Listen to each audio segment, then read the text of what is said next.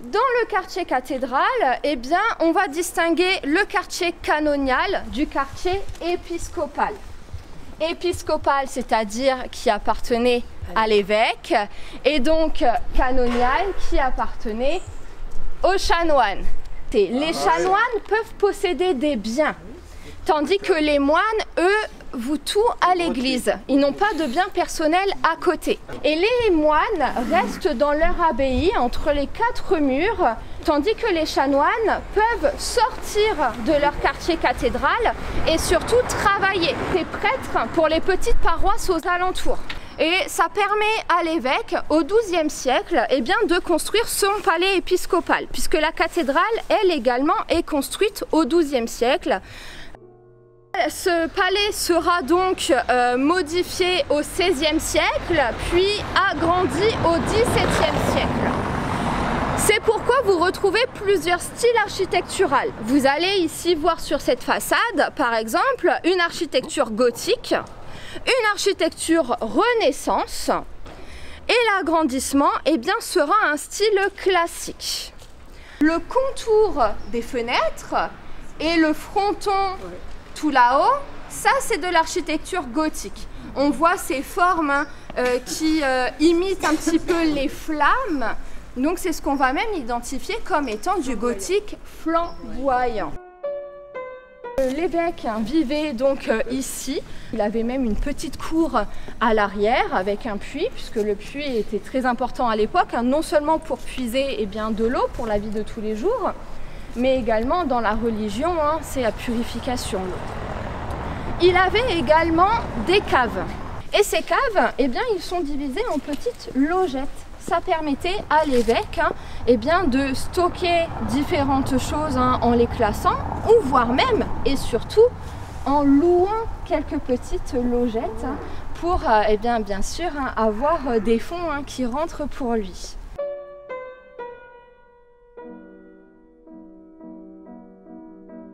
Dans cette crypte archéologique, eh bien, de nombreux objets qui sont exposés ici ont été retrouvés.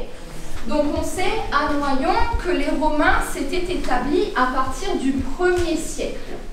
Il y avait une voie célèbre, la Via Agrippa, qui traversait justement la ville, qui passait à proximité de la cathédrale, pour relier donc en gros en Milan jusque le nord de la France, Boulogne-sur-Mer. Et donc forcément les Romains, eh bien, cette voie qui est très empruntée, ils vont s'établir autour. C'est ce qu'on va appeler un castrum. Le castrum, c'est la délimitation des Romains. Ça coûtait extrêmement cher. En plus de ça, il n'y avait pas tous les moyens de transport ou ces moyens de terrassement qu'on peut avoir aujourd'hui. Donc, lorsque une nouvelle construction se faisait, bien souvent, on se servait des matériaux du bâtiment précédent pour reconstruire, et ce qui ne servait pas, eh bien, était nivelé et enfoui, et ça servait de base à cette nouvelle construction. Ce qui fait que bien aujourd'hui, par rapport à ce sol géologique, donc, vous avez déjà 5 mètres minimum d'exhaussement, et donc 2 mètres de plus, ce qui fait que les fondations des remparts gallo-romains allaient jusqu'à 7 mètres de hauteur sur 3 mètres d'épaisseur. Ensuite, eh bien, intervient donc l'époque médiévale où on reconstruit donc dessus. On va même se servir, vous voyez, au Moyen-Âge, eh bien, de fondations antérieures pour réutiliser et donc que ce soit utile, comme par exemple ce puits médiéval. On retrouve également eh bien, les fondations plus tardives, au XVIIIe siècle, pareil, on se met dessus. Là, au XVIIIe siècle, eh bien, on voit déjà des fondations plus importantes, avec la construction de vrais murs, et non plus de torchis, jusqu'au sol donc, actuel où nous sommes.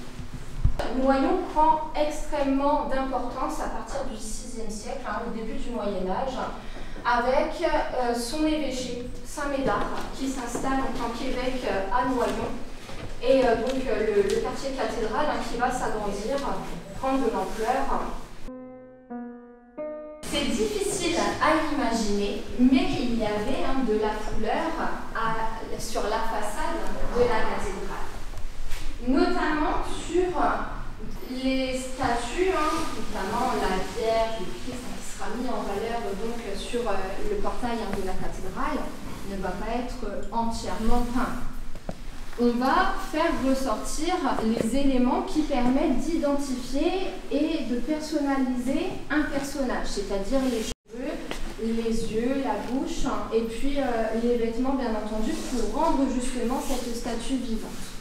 Des petits personnages qu'on aperçoit dans le fond de l'œuvre qui sont entre eux, ces deux groupes en deux personnages, et certainement que ces jeunes gens prennent la fuite. Situés sur une falaise, donc on comprend bien qu'il y a une distance de bravoure, on va dire, un acte de résistance en levant ce poing, même s'il n'a pas d'arme à l'intérieur de la main. Et puis il y a cette jeune fille qui tient et qui a l'air voilà, toute effrayée, apeurée, et qui pourrait là bien représenter la famille qui est en deuil, le sacrifice, la perte d'un être cher, avec le jeune homme qui est au combat. Donc que ce soit les Chouans au moment de la Révolution ou alors leur fils au moment de la Première Guerre mondiale. Et puis cette femme qui risque de le perdre. Et finalement, on connaît, nous, l'issue de cette histoire, puisque leur fils sera porté disparu lors de la Première Guerre mondiale. Et elle représente donc le deuil de cette famille avec les mains jointes et vraiment cette position de deuil. Ils savent que les Américains commencent à arriver et donc pour eux il faut absolument agir. Donc ils vont préparer l'offensive du printemps qui débutera le 21 mars 1918. Une offensive qui comprend 4 opérations censées être lancées simultanément, mais faute de logistique, elles seront finalement lancées les unes après les autres.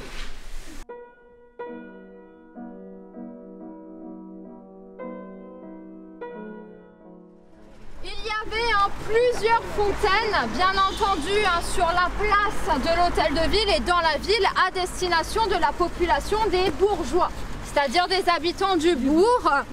Cette fontaine-ci a été offerte par un évêque, l'évêque Monseigneur Broglie, au XVIIIe siècle, en 1770, parce que il était gravement malade.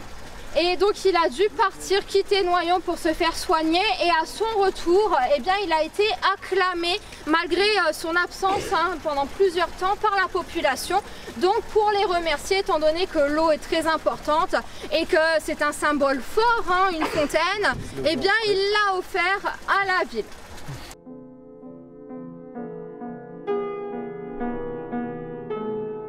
À Noyon, l'évêque était également comte de la ville. Donc on avait l'accord des deux, plus l'accord du roi, c'était parfait. Donc à partir du moment où la charte communale est acquise, les habitants du bourg ont plus de liberté et construisent une maison communale avec l'élection d'un mailleur et de ses échevins. Aujourd'hui, on reconnaîtra l'hôtel de ville avec le maire et ses conseillers municipaux. L'hôtel de ville, il ressemblait à ça. Donc on reconnaît le corps principal du bâtiment, celui avec les pierres noircies, où il y a l'entrée de l'office de tourisme. Et en revanche, vous voyez que sur le côté, après la Première Guerre mondiale, ces habitations, ce n'était pas comme aujourd'hui. Il y avait des habitations à l'époque. Et être à l'identique, puisque le monument était classé, la municipalité vote pour autre chose. L'agrandissement de l'hôtel de ville avec des parties plus modernes. Et ils rasent donc ces maisons qui sont abîmées, des maisons quand même qui dataient du XVIIe et XVIIIe siècle.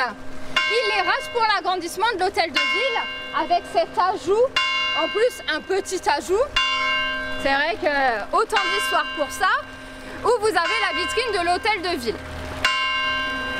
Les Romains vont fonder la ville entre le 1er et le 2e siècle après Jésus-Christ. On est vraiment dans le centre ancien. Voilà. À partir du IIIe siècle, on est attaqué notamment par les Francs et les Germains qui viennent du nord et du nord-est de l'Europe. Et donc à partir de ce moment-là, il faut s'entourer d'un rempart. Ici, on était romains, on se protège, on fait un gros rempart qui fait le tour du centre de la ville ancienne. Donc ici, on est en hauteur par rapport au reste de la ville. En revenant, vous avez vu, on est monté un peu. Et quand vous regardez les maisons qui sont autour de nous, les maisons de chanoines, vous verrez qu'ils sont un peu arrondis. On a l'impression qu'ils suivent un arc de cercle. Et bien c'est parce que à partir du moment où on va commencer à faire ces maisons de chanoines, on va les inscrire collées au mur gallo-romain. Donc vous voyez que le mur gallo-romain passait en fait juste derrière ces maisons-là. Donc vous voyez qu'en fait c'est une toute petite enceinte. Comment, à quel moment on passe de Noviomagus à Noyon, on ne sait pas. Il n'y a pas de source. Voilà. Il n'y a pas de source écrite. En tout cas au Moyen-Âge, on est à Noyon et même par la suite on est à Noyon la Biençonnée. Parce qu'on va voir qu'on va devenir rapidement une grande ville catholique. Donc ça c'est avant le 6e siècle, tout ce qui est antique. Ici on a des temples, sûrement, peut-être des thermes. En tout cas on a retrouvé pas mal de poteries et d'artisanat lié à la viande, etc. qui nous indiquent le mode de vie de la population à l'époque. Mais à partir du 6e siècle, on a un évêque qui arrive à Noyon. À partir de ce moment-là, on a un palais épiscopal. Mais à partir du 6e siècle, Noyon rentre dans sa deuxième phase. D'abord ville romaine, ensuite ville chrétienne catholique. Donc à partir du 6e siècle, on a une cathédrale à Noyon, plutôt de style roman, donc beaucoup plus arrondi, beaucoup moins élancé vers les hauteurs. Mais tout ça évidemment a été détruit au fur et à mesure des incendies accidentels qui peuvent survenir assez fréquemment, et des attaques et des guerres. Voilà. Notamment au 9e siècle, on est attaqué par les Vikings 3 fois. Donc c'est assez compliqué. Les Vikings, on pourrait penser qu'ils attaquent que les côtes, c'est pas le cas. Ils remontent à l'intérieur des fleuves. Ici, il y a l'Oise, voilà, qui se jette dans la Seine. Donc on peut remonter jusqu'ici. Ce que font les Vikings, c'est qu'ils viennent, ils attaquent, ils pillent, ils détruisent. Et comme les rois de France sont occupés à se battre à l'intérieur de leur royaume avec leurs vassaux, etc., ils n'ont pas le temps de s'occuper de ces Vikings qui sont embêtants. Ce qu'on fait en général, c'est qu'on les paye. Bon, vous avez tout cassé, on vous paye, mais vous partez. Alors ils ont fait bonne récolte, les Vikings, ils s'en vont, et quelques années plus tard, il faut refaire une récolte, et on revient, voilà. Donc peut-être que déjà le 9e siècle, on commence à mettre en place d'autres remparts, parce que la ville s'est étendue, mais c'est surtout à partir du 12e siècle, où là on a des vrais remparts du Moyen-Âge qui sont mis en place. Je vous fais un petit rappel quand même sur la Première Guerre mondiale à Noyon, c'est important parce que le centre dans lequel on déambule a été pas mal modifié à cause de la Première Guerre mondiale. Est-ce que ma collègue vous avez fait le récit exact de la Première Guerre mondiale à Noyon? Non. Elle vous a dit les informations importantes? Alors je fais un petit rappel en 5 minutes. Alors déjà derrière nous on a un monument aux morts qui est assez étonnant, assez joli. Il a 100 ans exactement, il est inauguré en 1925 et il rend honneur aux morts de la Première Guerre mondiale. Ici à Noyon on est une ville martyre. Voilà. C'est pas n'importe quelle ville qui bien sûr a été détruite, mais pendant la Première Guerre mondiale, l'État, la propagande française, va en faire une ville martyre. Premièrement parce que dès 1914, les Allemands sont à Noyon. Ils sont à Noyon pendant 3 ans. Et donc c'est très compliqué par la population, notamment au moment où ça va le moins bien pour les locaux. Les adultes mangent avec 120 grammes de pain par jour et les enfants la moitié. Donc c'est vraiment la disette, c'est très compliqué. Notamment une partie de la nourriture qui est amenée ici à Noyon vient d'aide, on va dire, humanitaire, mais en tout cas qui sont amenées notamment par les alliés américains, les alliés espagnols. Donc déjà à l'époque, il y a 100 ans, il y avait quand même cette pratique. Dans les pays qui étaient en guerre, on amenait déjà des aides humanitaires pour aider à nourrir les locaux. Donc c'est quelque chose qu'on a l'impression qui est contemporain, mais c'était aussi déjà le cas à l'époque. Donc c'est une partie avec cela que vivent les Noyonnais. Mais surtout à partir de 1917, les Français rentrent dans la ville, glorieux. Pourquoi? Parce qu'ici à Noyon, on a 1 heure de Paris, c'est juste à côté. Donc vraiment, en un rien de temps, les Allemands qui sont à Noyon, ils mettent une pression sur les Français et disent, regardez, en peu de temps, demain, après-demain, si on arrive à gagner les combats, on peut être à Paris, on prend Paris, on a gagné la guerre, voilà. Donc les Français ont peur, les Allemands mettent en place une propagande pour dire on est en train de réussir à prendre tout le nord de la France, les Français se disent l'inverse. Et donc quand en 1917 les Français rentrent dans Noyon, dans tous les journaux de partout, c'est la gloire, quoi. C'est la victoire. On a repris la ville, il y a le président qui va venir, il y a le roi d'Italie qui va venir également. Donc on en fait un événement, on remet des légions d'honneur, etc. Ce qu'on ne dit pas évidemment, c'est que ce sont les Allemands qui ont décidé de réduire leur taille de front, parce que ça leur coûtait trop cher de tenir ici à Noyon. Et donc ils reculent et les Français rentrent avec très peu de combats. Tout ça pour vous dire que même en 1917, la ville est debout, elle va plutôt bien.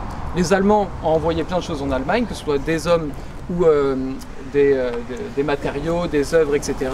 Ils ont incendié certaines parties de la ville, inondé, etc. Mais ça va, la ville va plutôt bien. Les Allemands reprennent la ville assez rapidement, l'année suivante, en 1918, au moment où ils lancent leur grande offensive sur le nord de la France. Et là, les Français sont face à une situation compliquée, les Français et les Alliés, puisque ça fait quand même 4 ans qu'ils essayent de reprendre Noyon. À 1 km de Noyon, on est Français, à Noyon, on est Allemand. Et on n'arrive pas à passer cette ville. Ouais. Et donc, comme les Français avaient été évacués en 1910, les Français et les habitants avaient été évacués en 1917, il n'y a presque plus personne qui vit ici. Dans la région, on a 400 habitants qui vivent encore. Donc vous voyez que c'est pas beaucoup, tout le monde est parti. Et donc les Français et les Alliés font le choix, en 1918, de détruire la ville pour reprendre la position. Donc c'est bien les Français qui la détruisent.